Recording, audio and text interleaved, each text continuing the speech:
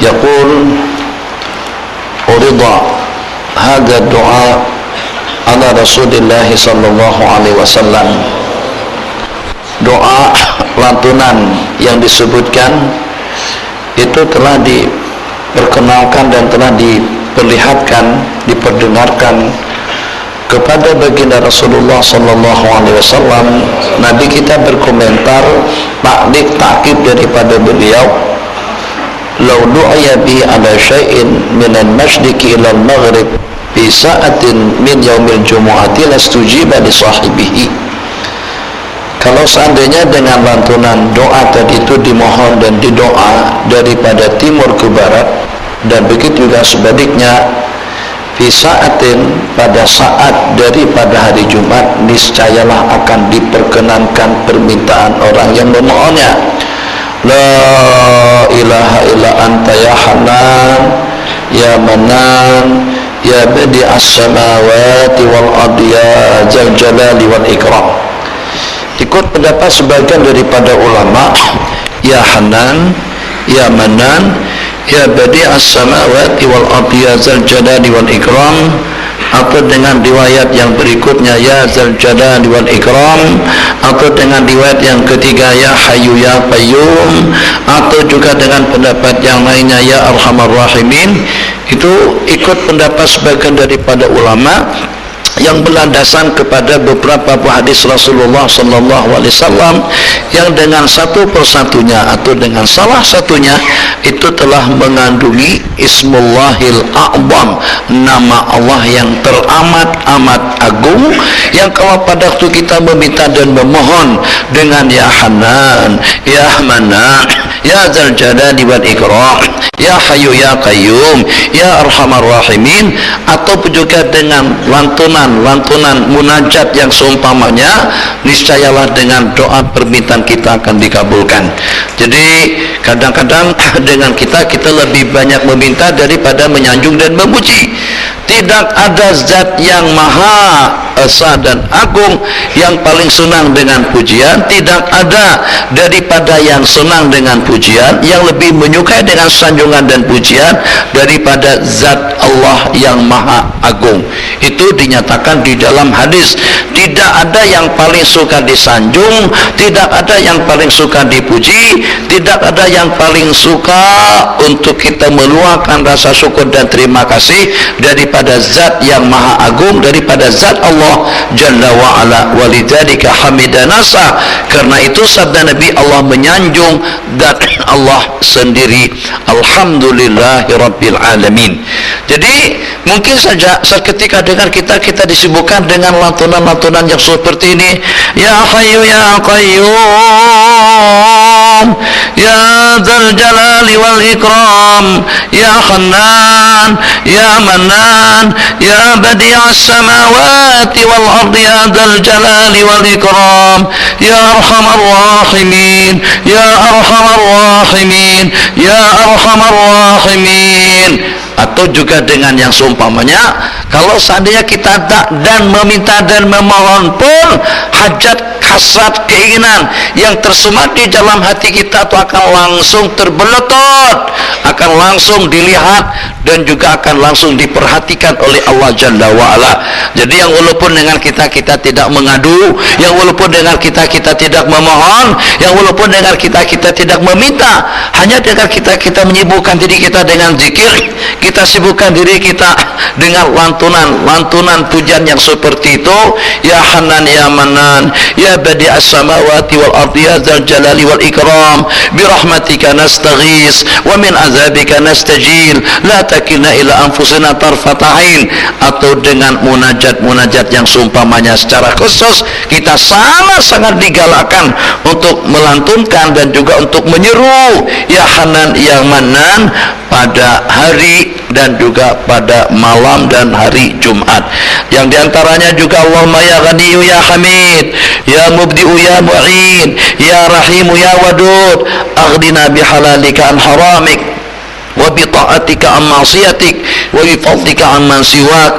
Daripada baginda Ali karamallahu wajha, anda mukataban, seorang hamba sahaya mukatab yang sudah melakukan perjanjian merdeka dengan tuan atau dengan majikannya, setelah hamba saya tadi itu membayar sekian duit dalam 3 termen paling tidak, dalam 3 pembayaran paling tidak.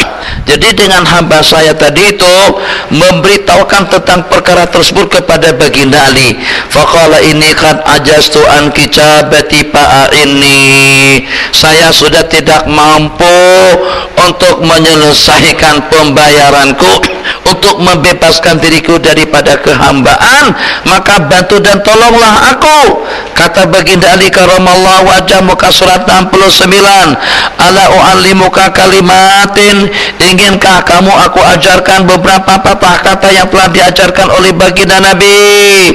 Lau kana alaika mithlu jabalin, mithlu jabali Subair dainan, kalau kamu mempunyai utang piutang hitungannya sebesar seberat gunung Subair, kalau kamu mempunyai hutang yang besar dan beratnya, maksudnya emas sebesar jabal gunung bukit Subair, adahullahu angka, niscayalah Allah akan menunaikannya. Qul Allahumma kfini, cukupkanlah aku bihalalika, dengan rezeki yang halal daripada rezeki-rezeki yang haram, wa aghnini, dan kaya rayakanlah aku dengan anugerahmu, amman siwa, daripada yang selain engkau.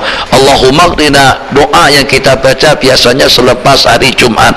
Cuman masalahnya bukan karena tidak yakin, masalahnya tak terbaca. Kalau dibaca pun sekali saja, yang diminta banyak, mohonnya sekali mana boleh. Kan kalau kita nak dapatkan sesuatu mesti dengan kita dengan takror, kita ulang alik, minta lagi, ajukan proposal, kemudian kita hantar, kita tunggu. Macam itulah juga dengan kita kalau pada waktu kita memohon kepada Allah secara pasti dan yakin. Di antara daripada yang akan memudahkan untuk kita dapat rezeki, di antara daripada sebab kemudian untuk kita mencapai segala target, di antara daripada kemudian untuk kita mendapatkan segala sesuatu yang kita inginkan, banyak-banyak, bahasanya banyak-banyak beristighfar. Kita istighfar setakat 3 kali aja. Coba istighfar kita sampai 3, 4, 5, 6 ribu kali, insya Allah hajatnya akan kabul, akan Allah permudahkan. Wa nastaghfiru rabbakum innahu kana ghaffara yursilis samaa alaikum midrara wa yunbitkum bi amwalin wa banin wa jannatin wa yaj'al lakum anhara. 3 di situ. Mungkin kejadian yang masyhur seketika dengan seseorang mengeluh tentang keadaan anak bianak, betul bahasanya anak bianak macam tu, anak bianak, anak beranak. Yang kedua keluhannya terhadap masalah keuangan. Yang ketiga keluhannya terhadap musim kemarau panjang. Satu persatu yang mengeluhkan tentang kemarau panjang. Jadi kata Imam Hasan Basri, banyak-banyak beristighfar. Yang mengeluhkan tentang kehidupan dan juga tentang keadaan krisis ekonomi, banyak-banyak beristighfar. Yang mengeluhkan tentang keadaan belum dapat anak dan keturunan, banyak-banyak beristighfar. Jawabannya dengan ayat yang tadi itu sebut, yang disebutkan anistaghfiru. Istaghfiru di situ tidak disebutkan banyak-banyak. Jadi dari mana kita segera banyak-banyak beristighfar? Astagfirullahalazim. Sebelum istighfar kita itu menurunkan hasar keinginan yang kita targetkan, maka dia akan menumpuk dan juga akan berhadapan dengan bermacam-macam tantangan, halangan dan rintangan. Syubhatnya, cuaca haramnya, cuaca buruknya, mungkaratnya, macam-macam. Udara zaman dahulu bening. Jadi saat ketika ya Rabbi daripada hamba di permukaan bumi langsung mendapatkan ijabat al-qabul atau ijabat doa, doa yang dikabulkan meroket menuju langitnya Allah Jalla wa'ala. Tapi kalau seperti di zaman kita sekarang, banyak penyekat-penyekatnya, penyekatnya dengan riba, penyekatnya dengan minuman, penyekatnya dengan judi, penyekatnya dengan kezaliman, penyekatnya dengan kemaksiatan, penyekatnya dengan kemungkaran, macam-macam berlaku di dunia kita.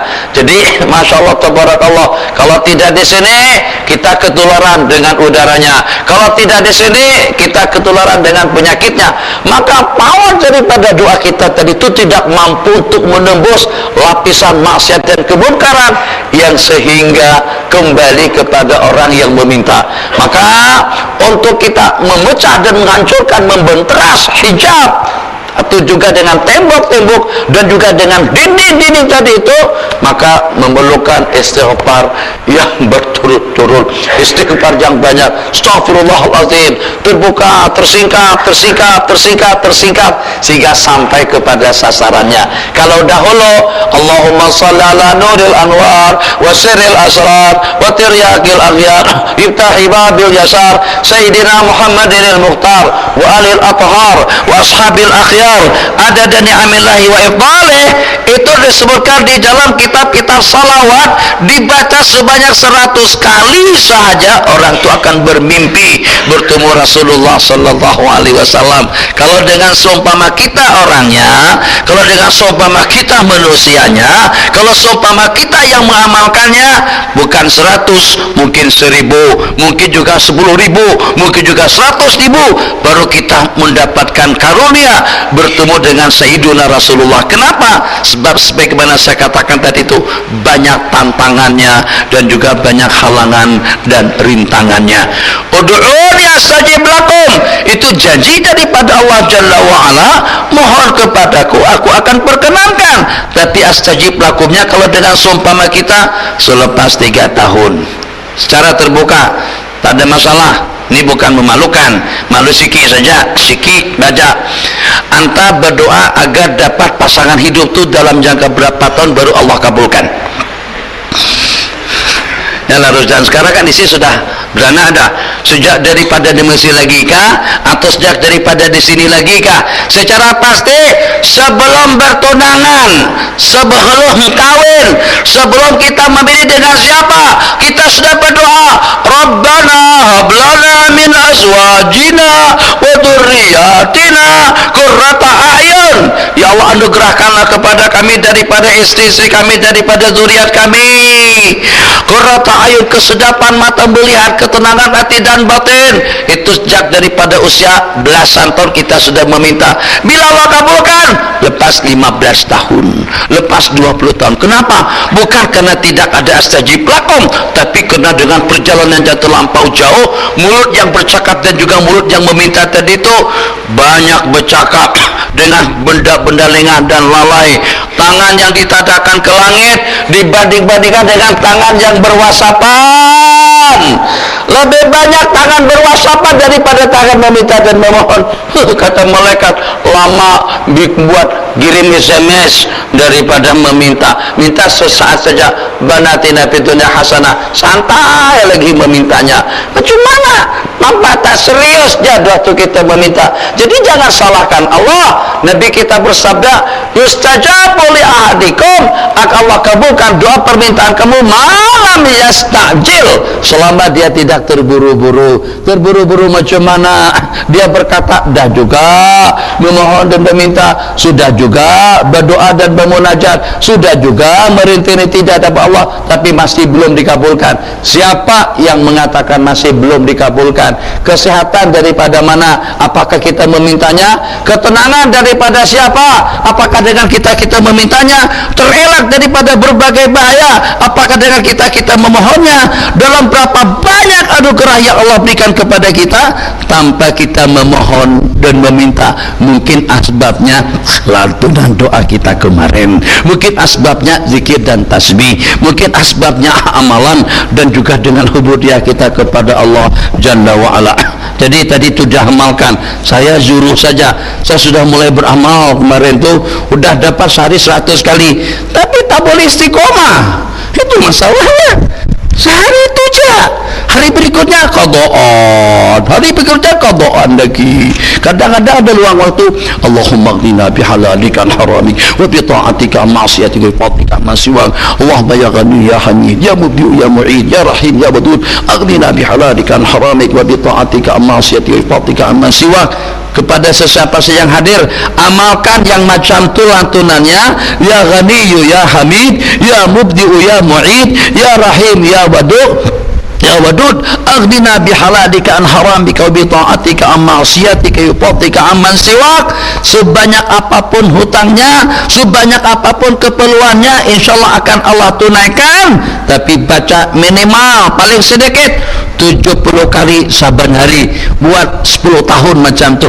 Kalau tidak terbukti jangan salahkan Imam Nawawi atau Imam Suyuti. Itu kalau tidak kabul juga kalau dalam 10 tahun. Kalau memintanya 2, 3, 4 kali, sedangkan manfaat daripada yang dimohon untuk seumur hidup. Yang diminta alza, ezora, pesona, itu kemanfaatannya boleh untuk 3, 4, 5, 6 sampai 10 tahun. Wira sejak daripada tahun 90-an. Iswara sejak pada tahun 90-an sampai sekarang masih ada, masih cantik lagi. Minta iswara tadi itu 2, 3, 4 kali saja. Minta rumah kita tempati, kita duduk sampai berpuluh-puluh tahun, mintanya 3 kali. Ya Allah, villa ya Allah, banglu ya Allah, banglu ya Allah. Lepas itu dah tak buat apa-apa lagi. Lebih lama kita berwasapan, lebih lama kita merokok, lebih lama kita makan keripat daripada kita memohon dan meminta kepada Allah. Jadi jangan salahkan kenapa Allah tidak kabul. Nah, karena kita memintanya bukan tidak serius, akan tapi memintanya lebih serius kita kalau pada waktu kita meminta dengan makhluk. Berikutnya bismillahirrahmanirrahim. Yaqulu yang ke-22, membaca beberapa surah pilihan bermula daripada besok malam yang akan datang, malam Jumat, siang Jumat. Jangan lupa membaca surah Kahfi, dan ini belum ada budayanya. Kita malam Jumat baca Yasin saja, itu pun dibid'ahkan orang. Masuk neraka katanya baca Yasin malam Jumat. Nah, yang masuk surga itu kalau menyanyi pada malam Jumat. Kalau kita dengan lagu rock atau dengan kipik apa yang Korea tuh, K-pop, nah itu masuk surga insyaallah. Apalagi kalau mendapatkan pelukan daripada mereka, masya Allah tabarakallah. Innalillahi wa inna ilaihi rajiun. Saya baru dapat berita tapi belum tahu ceritanya lagi. Allahu Akbar. Itu lampau cinta ya. Memang betul-betul Nabi kita bersabda, al-hubbu yu'mi wa yusim. Cinta itu membabi butakan seseorang, buat buta tuli. Kalau dah cinta buta tuli, tak kisah kah kafir kah kita, musyrik kah dia, majusi kah dia, munafik kah dia, tak kisah. Kenapa? Karena cinta itu betul-betul buta. Inna lillahi wa inna ilaihi raji'un. Baca surah Kahfi pada malam Jumat atau juga pada siang harinya. Nabi kita bersabda, barang siapa membaca surah Kahfi pada malam Jumat akan terpancar cahaya ma bainal jumu'ataini, antara Jumat ke Jumat. Daripada riwayat yang lain akan memancar cahaya daripada tempat duduknya di alur Malai, alur Janggus, alur Mangkudu, Pokok Sena, Pantai Johor. Ada lagi satu tempat yang agak jauh, Kemunting. Kemunting itu di Perak. Rupanya ada Kemunting juga di sini di Kajitra sana itu. Daripada Kemunting terpancar cahaya sampai ke tanah suci Mekah. Insyaallah tidak akan terbawa-bawa, tidak akan terumbang-ambing dengan gangguan dan juga dengan perkara-perkara yang mengganggu. Insyaallah akan senantiasa selalu mendapatkan bimbingan petunjuk daripada Allah berkat surah Kahfi yang kita baca pada malam Jumat. Bismillahirrahmanirrahim. Kalau tidak pun baca 10 ayat yang pertamanya, diantara daripada kelebihan membaca surah Kahfi, dia mampu untuk mengelakkan, menyelamatkan seseorang daripada Al-Masih Dajjal. Pikir sejenak, ramai orang-orang yang tumbang dengan Al-Masih Dajjal. Dajjal bergerak bukan lagi dengan duit, Dajjal bergerak justru dia dengan surga dan nerakanya. Yang beriman akan masuk surga, yang tidak percaya akan dimasukkannya ke dalam neraka. Dan yang paling menakutkan dan menggiurkan dalam waktu yang sama, kalau pada saat orang tadi itu tidak mau percaya dan beriman dengan Dajjal, maka harta kekayaannya akan berjalan ikut Dajjal. Begitu yang nanti kita sebutkan hadis. Jadi tanah, awak kafir, kamu musyrik, kamu Ketika dia bercakap macam itu, Dajjal tadi itu pun balik kembali, azannya ikut, teretahnya ikut, jam tangannya ikut, tasbihnya ikut, bendera hijab ikut juga, astagfirullahaladzim, bendera biru juga ikut. Seperti itu cabarannya. Kalau tidak beriman akan dibunuhnya, kalau tidak beriman masuk nerakanya. Nabi kita bersabda, surganya Dajjal itu adalah neraka dan nerakanya Dajjal itu adalah surga. Memang betul-betul mencabar. Kalau surah Kahfi ini kita buat kesimpulan, mampu untuk menyelamatkan seseorang daripada godaan Dajjal, daripada tipu daya Dajjal, daripada leluasa dan bujukan dan rayuan Dajjal, akan lebih mampu lagi untuk memperisai hidup seseorang daripada perkara-perkara yang terlarang. InsyaAllah akan bening hatinya, InsyaAllah akan tenang pikirannya, InsyaAllah akan istiqamah pendiriannya, senantiasa komitmen dengan pendiriannya, senantiasa komitmen dengan prinsipnya. Amalkan, baca surah Kahfi, kalau tidak sekali 3 kali, minimal 1 kali malam atau pada siang harinya. Alhamdulillah, bukan setakat menyuruh, tapi alhamdulillah di Mahat Bogor sejak pada tahun 2004 sampai sekarang, kira-kira dalam 10 tahun yang lepas, tiap pada malam Jumat merupakan bacaan wajib pada malam Jumat dari maghrib sampai kepada isya, sampai salat isya dilaksanakan. Yang pertama dengan surah Kahfi, Alif Lam Mim Tanzil, surah Dukhan, Al-Waqi'ah, Tabarakal Muluk, dengan hal ata alal insani hinu minad dahri. Betul Taufik? Tengku Ahmad betul? Hadir malam Jumat? Betul. Kalau tidak betul datang ke sana, tengok betul tak? Betul. InsyaAllah. Itu baru dengan 10 ayatnya saja mampu untuk mempisah kita daripada Dajjal. Surah Yasin, ada juga rupa-rupanya malam Jumat. Jadi kita ini besar manfaatnya untuk berdebat lah, untuk kita bergaduh dengan Salafi dan Sufi. Saya baca dalam kitab, ternyata surah Yasin itu diantara daripada surah yang digalakkan kita membacanya pada tiap malam. Nabi kita tidak menetapkan waktunya apakah waktu malam ataupun juga siang. Barang siapa membaca Yasin akan terampunkan dosa kesalahannya. Malam yang mulia, dengan kumpulan yang mulia, selepas ibadah yang mulia, dari sudut mana kebid'ahannya. Sebab pernah Nabi kita tidak pernah amal, para sahabat juga tidak pernah amal. Itu kan tidak khusus doanya. Jadi kadang-kadang orang Salafi ini kurang asam juga. Kurang asam macam mana? Saya tidak sebut Salafi, saya sebut Talapi. Orang-orang Talapi ini kata-kata orang asam. Jadi kata dia, kita katakan maulid bagus, cantik, elok. Kata mereka, mana dalilnya? Kita katakan dalilnya, waf'alul khairat, laksanakan kebajikan, wasari'u ila maghfirati min rabbikum, berlomba-lomba untuk melaksanakan kebajikan. Jadi kata mereka itu dalilnya umum, mereka nakkan dalil khusus, barang siapa melaksanakan maulid dan Rasul. Jadi kita katakan, oke, awak yang mengatakan maulid itu haram juga mana dalilnya? Kata mereka dalilnya kullu bid'atin dhalalah, itu pun umum juga. Sama saja. Kalau dah sama, entah jangan macam-macam lagi dengan aku. Kamu punya dalil umum, tiap yang bid'ah itu adalah dhalalah, itu umum. Ada tak Nabi kitab cakap barang siapa mengadakan perayaan maulid masuk neraka? Ada tak? Tak ada. Semacam mana juga tak ada barang siapa merayakan maulid masuk surga, pun juga tak ada. Kalau sama-sama tidak ada, berarti kita pada posisi yang sama. Nah, kamu jangan sampai telajah, jangan.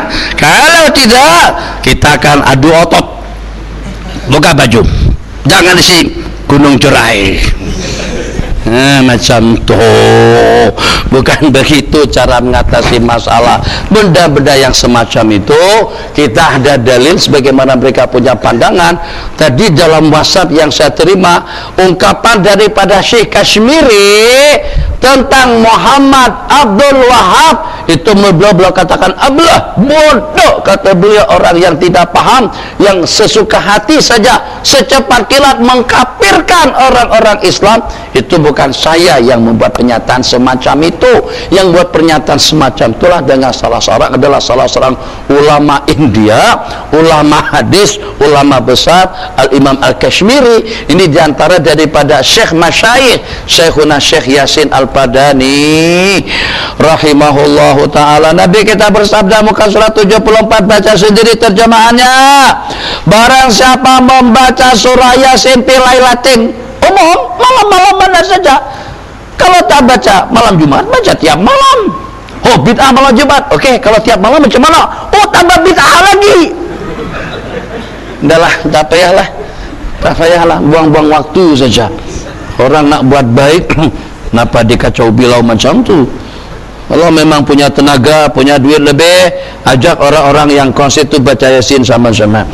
Ajak juga orang yang di Bukit Jalil untuk sama-sama baca tahlil. Afdalul zikri fa'lam annahu la ilaha illallah. Jadi kipar la ilaha illallah sampai itu lupa bola masuk. Kenapa? Kena diajak bertahlil sama kita-kita itu baru oke. Sementara yang sudah di masjid itu jangan kacau mereka, biarkan saja mereka baca Yasin. Kenapa? Sebab paling tidak Nabi kita bersabda, orang yang baca Quran tiap huruf daripada ayat yang dibaca akan mendapatkan sebuah kebaikan di sisi Allah. Riwayat, barang siapa membaca surah Ad-Dukhan, surah Yasin, asbaha maghfuran lahu, maka dia akan menjadi orang yang terampunkan dosa kesalahannya. Riwayat juga membaca surah Baqarah panjang, Al-Imran panjang, dan ramai yang tidak hafal. Tapi kalau Yasin kan senantiasa dibaca, jadi kita santai-santai itu juga kita boleh ikut. Banyak kelebihannya, banyak keistimewaannya. Di samping juga kalau seandainya kita berdalil dengan salaf, mereka katakan Rasul tidak pernah baca, sahabat tidak pernah baca, para tabi'in dan juga 3 abad yang pertama pun juga tidak pernah beramal, kita katakan dusta. Kenapa? Sebab ramai di kalangan salafun saleh, khususnya 3 kurun yang pertama, yang membaca Yasin tiap malam. Bagaimana? Maksudnya yang khatam Quran tiap malam. Kalau orang tanya, jawab. Kalau seseorang khatam Quran tiap malam, agak-agak baca Yasin tak? Mana dalilnya? Dia khatam Quran saja tapi dia tak baca Yasin. Jangan sampai pintar Abu Nawas memberikan jawabannya. Jadi kalau baca Quran sampai habis, Tamim Monedari, Sayyiduna Tamim Monedari khatam Quran dalam 2 rakaat. Sayyidina Utsman khatam Quran dalam 2 rakaat. Sayyidina Ubay bin Ka'ab khatam Quran tiap malam. Imam Abu Hanifah khatam Quran tiap malam. Imam Syafi'i khatam Quran tiap malam. Takkan orang yang khatam Quran tidak baca Yasin? Tidak ada baca saya, itu khatam Quran saja. Udahlah, kalau macam itu lenguhlah aku, kapok kita kalau bahasa sana. Oke, selanjutnya 23.